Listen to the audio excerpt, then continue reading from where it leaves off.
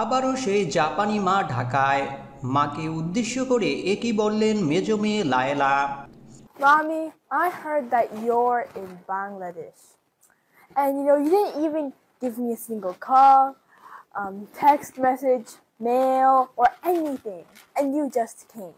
হঠাৎ করে ইমরান শরীফকে বিয়ে করা সেই জাপানি স্ত্রী এরিকো ঢাকায়। এবার তার উদ্দেশ্য কি?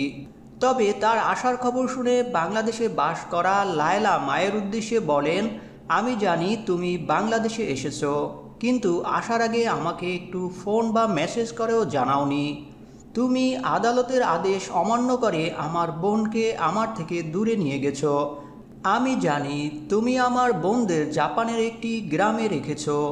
সেখানে থাকতে তারা অভ্যস্ত নয়, অথচ আমি থাকি শহরে। তার চেয়ে তুমি জাপানে ফিরে গিয়ে আমার বোনদের নিয়ে আসো, আমরা একসাথে বসে গল্প করব। উল্লেখ্য, বাংলাদেশি বংশোদ্ভূত ইমরান শরীফ এরিকো নামে এক জাপানি মহিলাকে বিয়ে করে।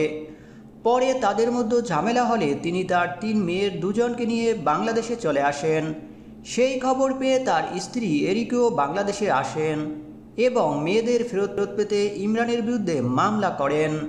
পরে আদালত এই বলে রায় দেয় যে মেয়েরা যার সাথে থাকতে চায় তার সাথেই থাকতে পারবে। আদালতের এই ঘোষণায় এরিকো তার বড় মেয়েকে নিয়ে জাপানে চলে যায় এবং মেজো মেয়ে লায়লা বাবার সাথে থেকে যায়।